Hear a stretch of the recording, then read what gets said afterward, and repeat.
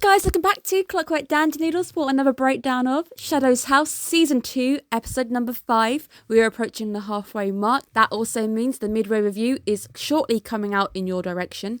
I should aim to have that up within a week. Hello and welcome to Clockwork Noodles. If you have found me for the first time, I break down seasonal anime on the channel. The midway review is going to be my top 3 OPs, EDs and current standing of anime this season so far. This always changes, but it's always fun to see how I feel during the season and how I feel at the end of the season, because a lot can change. Things get better, things get worse, things drop the ball. If you're not subscribed, make sure you are. Every single subscriber right now really makes a difference. We are aiming to hit 1k by the end of the year. Right now, the views are up. You guys have been absolutely amazing. We need to aim for that 1k to start doing interactive events, making things on the channel a bit more fun, maybe even do live streams, which would be really, really cool to start discussing anime with you guys as it happens. I need your support and I really hope that you guys can make it happen. Let's break down episode number 5. And I did call it. I did think Ollie is literally over the moon right now with Emilico, because somebody is finally in love with your invention. Somebody is actually appreciating your inventions, making it work, making your inventions a reality by making them actually happen.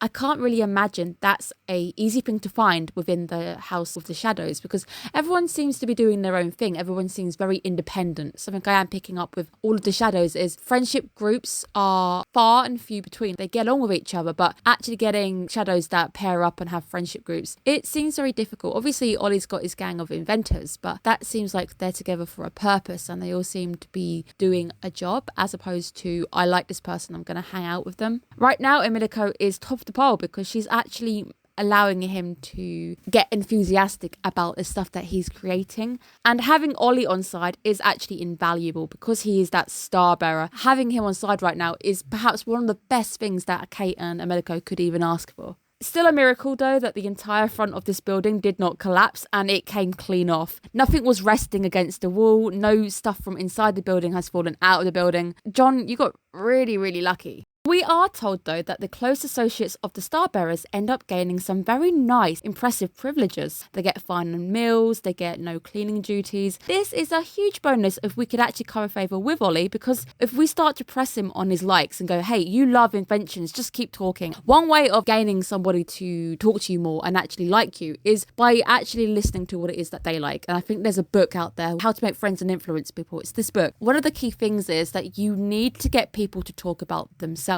This is exactly what Kate is essentially doing. She's letting Ollie discuss, this is my inventions. Tell me everything. I want to see everything. I want to know how it happened. Engaging Ollie with his loves, make yourself a fast friend of Ollie. And we even see this week because he gives them a key. It definitely works. And he starts to give us a lot of very valuable information. Becoming a member of the invention team could be a whole new route we even take. Try get Kate a little bit further up that food chain.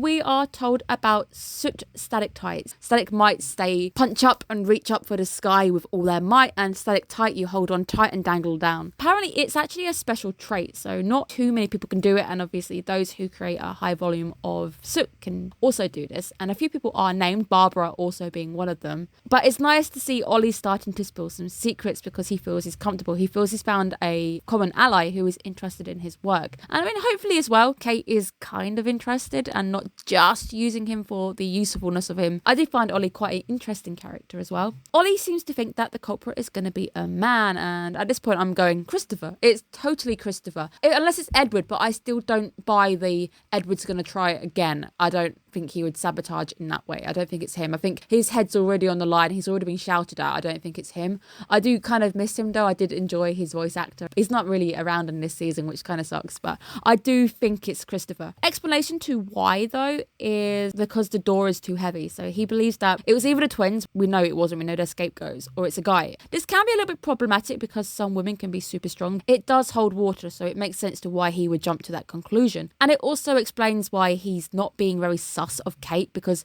in his head, Kate is probably too weak to move it, so he doesn't think it's going to be Kate, which is nice, and it works in our favour. But Christopher is finally paralleled in Kate's mind with Master Robe. With everybody's reluctance to say his name, let alone even acknowledge that he ever existed, it does interfere with this line of thought, which, if you're Christopher and you are actually Mr. Robe, this is perfect because it works to your advantage. And maybe as well, he's banking on this reality. Given another name of Anthony, and I think he is the living doll. doll, or they try to infer that it could be somebody unrelated, but I have a feeling it could be the living doll. Maybe Christopher or Anthony. Maybe those two were really close to one another, and to the fact that they both were known by name. Now, it is hilarious that Ollie, our invention nerd, our little geeky friend, he invents deodorant, and literally the first thing that came to my mind was Comic-Con.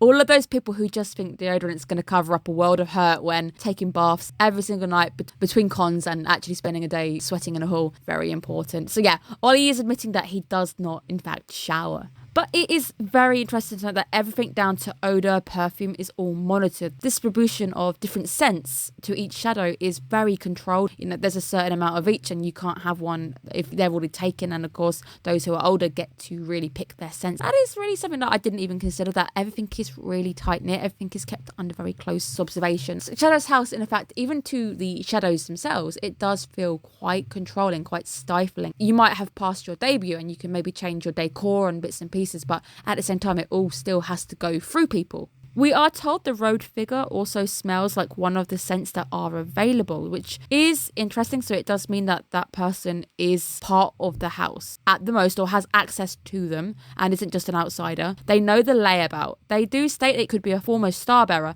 However, I would also like to scratch that, because our group ourselves, without being star bearers, were able to create quite a detailed map. Just being smart would allow you to also know the layout of the house. And especially as well, all of the adults in the upper house were kids once. They've also been through that house. So if you remember that house a lot, or you spent a long time down there, it would be familiar to you. I would like to scratch the idea that it doesn't have to be a star bearer. Our list of allies is growing bigger, and amazingly we now have a star bearer on our hands, and we gain a key, and this key symbolises some freedom to start moving around a bit. It does initially seem that Oliver and Ollie are endorsing them to sneak around, but he is obviously hoping that they'll come to him and discuss things with him. But it's perfect because it allows everybody to start having an excuse. If Kate gets caught, oh, I'm just going to go and see the invention team. It gives you an alibi when you're not technically going to go and see them. You can use that as your backup in case you get caught. We have our meeting of our 5 shadows, and it's been since season 1, since we have seen all these guys together. Absolutely fantastic. And if you can't remember,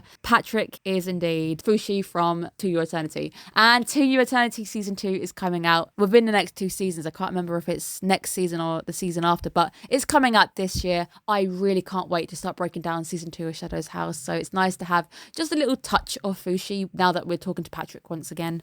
Kate realises that without Emilico, she doesn't have the same sway that Emilico does. Emilico can drag everybody in. She is enthusiastic. She's like a little sun that draws everybody to her. However, Kate is seen as prim by the others. She needs to find a way to channel Emilico and actually get everybody to help. And again, the best way of doing this is to involve everybody. And back to that book, when I said that the best way of getting somebody to become your friend or actually getting close to someone is allow them to talk. It's the idea of get that person involved. Get everybody involved to start having fun. Then you show I'm not all about me, I am including you guys. So she's being inclusive with this when they start making soot men. But we also do indirectly learn about different types of soot, that when they all come together they create a really good clay that they can bake and it doesn't turn into scorches. Is this actually very key information that we're being given under the guise of being something quite innocent? And I do wonder if that's going to come to play at some point later on.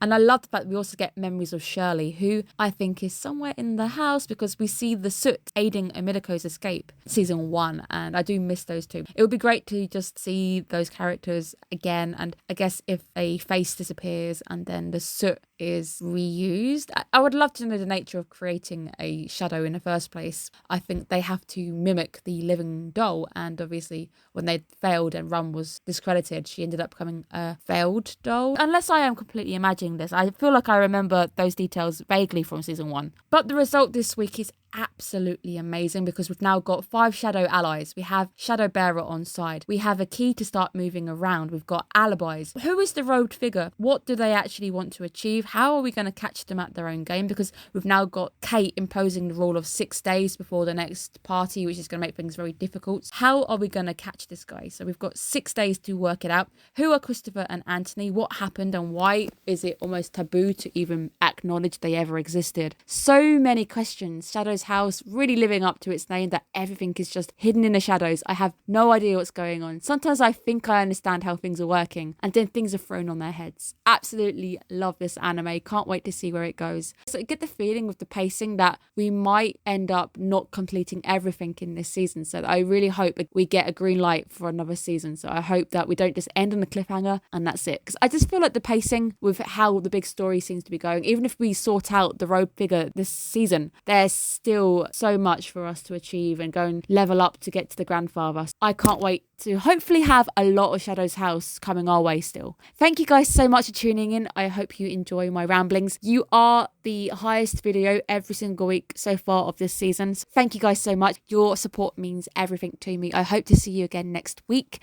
And also some outside news from my world. I have recently achieved a new fur baby. I have a cat, and if you want to go and see pictures of how beautiful she is, they're all on the Instagram, and that's all included in the links on the YouTube page itself. So go and have a little look. She is gorgeous. I love her. Have a good day, guys. Bye-bye.